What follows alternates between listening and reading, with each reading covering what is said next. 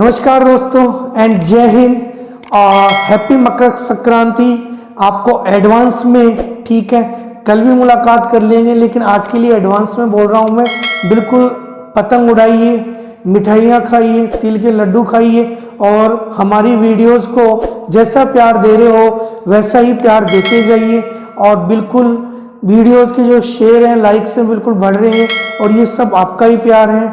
आज हमारी इंग्लिश की और साथ में रीजनिंग की क्लास नहीं हो पाई, इसके लिए मैं क्षमा चाहता हूं, क्योंकि कुछ टेक्निकल इशू थे और आगे भी 1-2 दिन ऑफ हो सकता है, क्योंकि आपको पता है मकर संक्रांति है और हमें भी घर जाना पड़ता है, तो हम भी घर गए हैं। इसी रीजन से हम वीडियो नहीं दे पाए, तो इसके लिए मैं क्षमा चाहता हूँ। फिर भी जो इतनी वीडियो बन पाएंगी हम आप तक प्रोवाइड करवाएंगे, ठीक है। और इसी के साथ मैं भी अपना जो टॉपिक है वो छोटा टॉपिक लेके आया हूँ कि आपकी जो शुरुआत है, जो आज की जो वीडियोज है, कुछ टेक्निकल इश्यूज के कारण हम छोटी ही बना रहे हैं, इसलिए टॉपिक भी छोटा रहेगा। और इस टॉपिक का नाम है पाइथागोरस प्रमेय। इस टॉपिक को मैं स्लिप कर सकता था, लेकिन स्लिप करने का मतलब आपका 1 नंबर आपके अकाउंट से डिलीट हो जाएगा भाई। क्यों?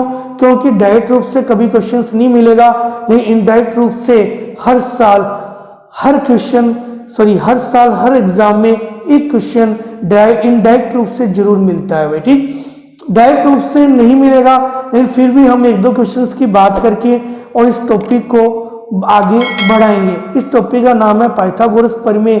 सर हमने पढ़ी हुई है, बिल्कुल भाई। आपने जो पढ़ी है उन्हीं चीजों को मैं रिवीजन कर देता हूँ। सिर्फ आपका काम इतना है, पेन कॉपी लीजिए, चीजों को माइंड में सेट कीजिए और बार बार इनको देखोगे तो ये चीजें समझ में आने लगेंगी। दूसरी बात, हमारी प्लेलिस्ट है, पूरे टॉपिक्स आप देख सकते हो, स्पेशली आर्मी वाले, दूसरा एयरफोर्स वाले। ठीक, एयरफोर्स के लिए मैं अलग से भी वीडियो लेके आऊंगा, लेकिन अभी इसी से काम चलाना पड़ेगा। लेकिन आपके जो बेसिक्स हैं वो आप इन्हीं से क्लियर कर पाओगे। ठीक, इसी के साथ आपका ज्यादा समय नहीं लेते हुए हम टॉपिक की शुरुआत करते हैं। जैसे कि स्क्रीन पर नजर आ रहा होगा पाइथागोरस प्रमेय। पाइथागोरस प्रमेय क्या होती है भाई? एक समकोण पर अप्लाई होती है। यहां तक की बात सही है भाई, एक समकोण पर अप्लाई होती है। ये जो समकोण है ये 90 डिग्री को ही समकोण बोलते हैं। यदि मैं इस भुजा को K मान लूं, इसको A मान लूं और इसको L मान लूं, और इस भुजा पर ये सबसे बड़ी भुजा होती है भाई, इस बड़ी वाली भुजा पर मैं एक वर्ग बना दूं और इस भुजा पर भी एक वर्ग बना दूं और इस भुजा पर भी एक वर्ग बना दूं। इन वर्ग का क्षेत्रफल, अरे वर्ग का क्षेत्रफल क्या होता है? वर्ग का क्षेत्रफल होता है भुजा स्क्वायर, तो यहाँ L स्क्वायर, यहाँ A स्क्वायर और यहाँ K स्क्वायर। तो मैं कह रहा हूं जब भी आप ऐसी कोई सिचुएशन बनाते हो, ज्योमेट्री के अकॉर्डिंग आप एक स्केल लेके इन डायग्राम को डिनोट करते हो और एक वर्ग बनाते हो और अप्रोक्सीमेट उस भुजा ले लेते हो, ये भुजा लेते हो, तो ध्यान रखना इसका जो क्षेत्रफल होता है इन दोनों के क्षेत्रफल के योग के बराबर होता है। आज तक आपने पढ़ी जरूर होगी, लेकिन ये नहीं पता कि आई कहां से है। ये बिल्कुल हमारे द्वारा एक ज्योमेट्री में इस चीज का निर्माण किया गया कि हमने एक समकोण बनाया, इस भुजा पर वर्ग बनाया, इस भुजा पर वर्ग बनाया और इस भुजा पर वर्ग बनाया, तो बड़े वाले भुजा का वर्ग और इस छोटी वाली दोनों भुजाओं के वर्गों के योग के बराबर होता है। और इसी रिजल्ट को पाइथागोरस प्रमेय बोल दिया जाता है। और पाइथागोरस प्रमेय में ये सबसे बड़ी भुजा होती है, सबसे बड़ी भुजा होती है। यहाँ तक की बात सही है भाई, ठीक है।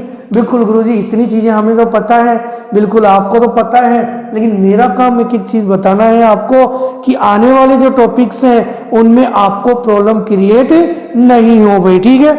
और बिल्कुल स्क्रीन पर भी आपको ये नजर आ रहा होगा कि इस प्रमेय के अनुसार किसी समकोण त्रिभुज में समकोण के सामने वाली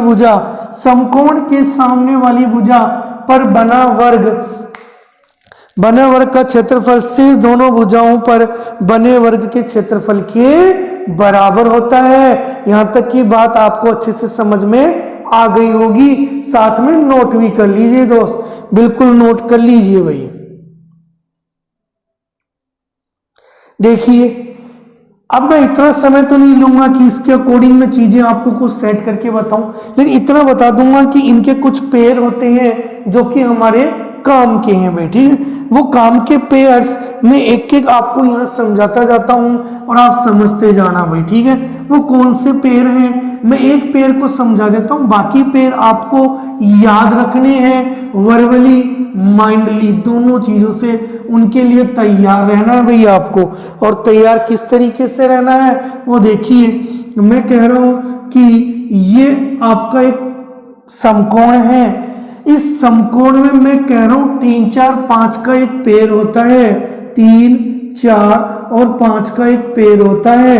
तो मान लेना कि ये 3 है, ये 4 है, ये 5 है, सबसे बड़ी भुजा कर्ण होती है। ये तो मैंने रख दी, बाकी 3 इसको दे दिया, बाकी 4 इसको दे दिया। मैंने बोला कि हम इसका वर्ग करते हैं, कितना आएगा 25। मैंने बोला इसका वर्ग करते हैं, कितना आएगा 9। मैं इसका वर्ग करता हूं, कितना आएगा 16। अब देखो 16 और 9 25, और ये 25 बराबर है ना भाई।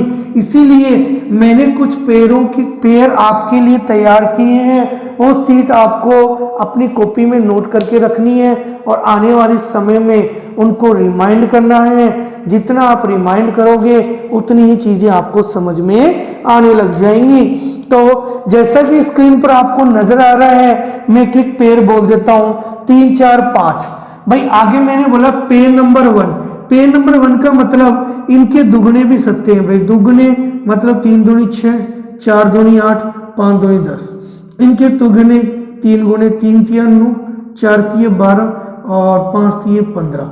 इसी तरीके से मैं एक पेयर की बात करता हूं, इसी तरीके से मैं एक दूसरा पेयर भी मैंने यहाँ पे लिखा है, वो है 5 12 13। 5 12 13 का यदि आप दुगुना करोगे तो आपको स्क्रीन पर नजर आ रहा होगा, वो होगा आपका 10 24 और 26 भाई, बिल्कुल ठीक। एक पेयर और नजर आ रहा होगा 7 24 25। याद रखना है दोस्त, इसलिए मैंने यहाँ पर स्क्रीन पर ये चीजें आपको नजर करवा रहा हूँ। एक बार माइंड से आप इनको देख लीजिए और आगे इनको अप्लाई कैसे करना है उनकी भी मैं 2-3 क्वेश्चनों में बात करूंगा भाई, ठीक है। आगे देखिए 8 15 और 17, बिल्कुल नोट करते रहिए मेरे साथ साथ भाई, ठीक। नेक्स्ट है 9 40 और 41 भाई, ठीक। इससे नेक्स्ट है 10 24 और 26। नेक्स्ट है 10 60 61 और सबसे last important height and distance में काम आने वाला 1 √2। यहां पर जो सबसे ज्यादा काम आने वाले हैं उनको मैं डिनोट करवा देता हूं, सॉरी नोट करवा देता हूं, ठीक है भाई। एक बार नोट करवा देता हूं, समझे वो कौन कौन से। एक तो मैंने बोला 3 4 5, इनके दुगने भी सत्य होते हैं, 6 8 और 10। एक तो ये एक मैंने बोला 5 12 13, इसका भी दुगुना भी सत्य होता है, 10 24 और 26।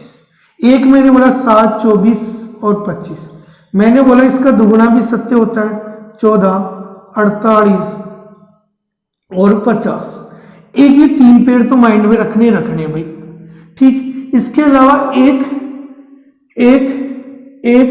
√2 भाई, ठीक है। सबसे बड़ी भुजा कर्ण होती है, ये सदैव कर्ण रहेगी भाई, ये सदैव कर्ण रहेगी, ठीक। यहां तक कि मेरी बातें क्लियर हो रही है? यहां तक कि यदि बातें क्लियर हो रही है तो फिर मैं आगे बढ़ता हूं।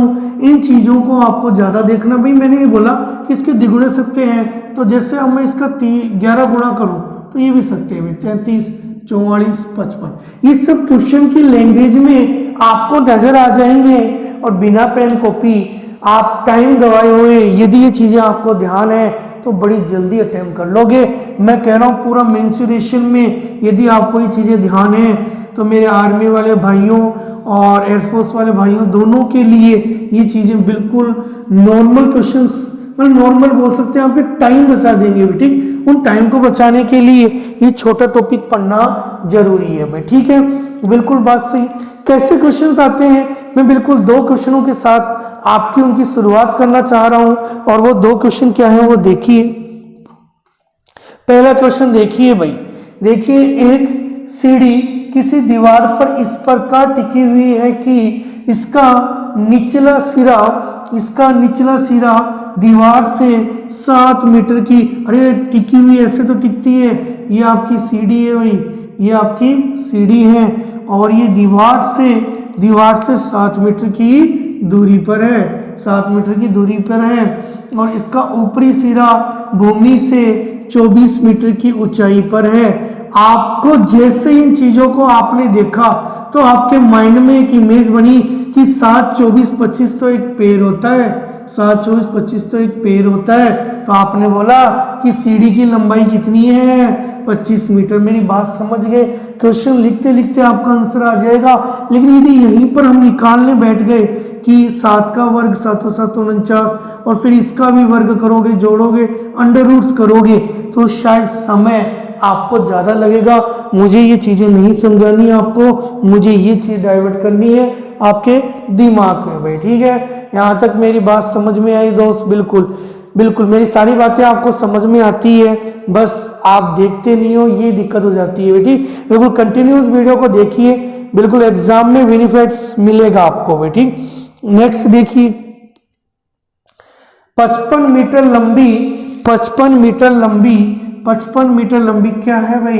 एक सीढ़ी है। इस बार एक सीढ़ी की लंबाई दे दी आपको 55 मीटर भाई, ठीक। बिल्कुल आगे बढ़ जाइए, आगे कह रहा है 33 मीटर की ऊंचाई पर ये 33 मीटर की ऊंचाई पर स्थित है, खिड़की तक पहुंचती है दीवार के आधार से सीढ़ी के नीचे। अरे 55 और 33 देखा मुझे 5 और 3 से रिलेटेड कर रहे हैं। 5 का 11 गुना ये आ रहा है, तो ये इसका भी 11 गुना ये आ रहा है बेटी। और 3, 4 और 5 का एक पेड़ होता है, तो इस बात से आपको नजर आ रहा होगा कि बोली इसका भी 11 गुना कर दो, कितना हो जाएगा आपका 44। आंसर नजर आ रहा है क्या भाई? बिल्कुल नजर आ रहा है भाई, 44 आंसर भाई, ठीक है। बिल्कुल इतना नजर आ रहा है भाई, ठीक। टॉपिक छोटा है लेकिन ये छोटी सी चीज ही आपको समय बचा सकती है, आपके आने वाले क्वेश्चनों की दिक्कतें कम कर सकती है भाई, ठीक है। यहाँ तक की बातें क्लियर है। तो नेक्स्ट मैं बात करता हूँ पाइथागोरस प्रमेय, तो इतनी है कि आपको इनके पेड़ ध्यान रखने हैं, प्लस ये होती क्या ये ध्यान रखना। नेक्स्ट जो हम पढ़ने जा रहे हैं, जो पढ़ेंगे नेक्स्ट वीडियो में, मतलब मकर संक्रांति वाले दिन जो हम पढ़ेंगे उसके बारे में बात कर रहे हैं। पतंग का समय खत्म हो जाएगा और इवनिंग 9 बजे हम मिलेंगे। हो सकता है रीजनिंग और इंग्लिश की क्लास नहीं हो पाए, और हो पाई कोशिश हो तो कोई ना कोई क्लास आपको मिल जाएगी, लेकिन मैथ्स की क्लास आपको कंटिन्यू मिलेगी, मेरी पूरी कोशिश है। और हम एक बड़े लेवल पर भी इसको ले जा रहे हैं, लाइव ही जल्दी हो जाएंगे, बस थोड़ा सा समय दीजिए और अपना प्यार बनाए रखें भाई, ठीक है। और नेक्स्ट कल के लिए जो मैं बात करने जा रहा हूँ और जो बात करूंगा वो आपको स्क्रीन पर नजर आ रही होगी। मैं बात करूंगा चतुर्भुज की भाई, ठीक है। और इसी के साथ हमारा जो टॉपिक स्टार्ट हो जाएगा वो मेंसुरेशन 2D और 3D स्टार्ट हो जाएगा। मेंसुरेशन मतलब क्षेत्रमिति 2 प्रकार की होती है, 2D और 3D। 2D और 3D में क्या डायमेंशन है भाई? जिसमें 2 डायमेंशन मतलब भुजाएं, लंबाई और चौड़ाई की बात की जाए वो तो आ जाएंगे आपके 2D में, और लंबाई, चौड़ाई और ऊंचाई की भी बात की जाए वो आपके आ जाएंगे 3D में। 3D का उदाहरण, सबसे उदाहरण ये अच्छा है आपका डस्टर भाई, ठीक है। बिल्कुल ये आपका जो ये मार्कर है ये भी 3D का ही एक उदाहरण है, लेकिन ये जो आपको बोर्ड नजर आ रहा है ये एक 3D का उदाहरण नहीं है, ये बोर्ड आपका एक आयत का उदाहरण है। और शायद अब चीजें आपको ज्यादा क्लियर होगी होंगी, ठीक। तो मेंसुरेशन हम 2D के अंदर 3 चीजों की बात करेंगे। वो 3 चीजें मतलब 3 चीजें कौन कौन सी हैं? एक तो हो गया आपका चतुर्भुज भाई, ठीक। एक तो आपका हो गया चतुर्भुज और एक आपका हो गया त्रिभुज, ठीक है भाई। और एक आपका हो गया, क्या हो गया भाई? वृत्त।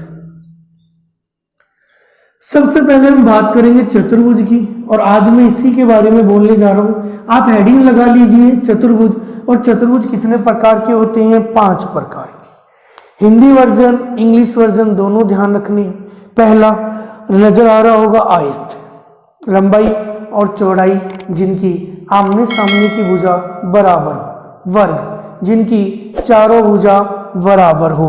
बात आती है समांतर चतुर्भुज, आमने सामने की भुजा समांतर हो।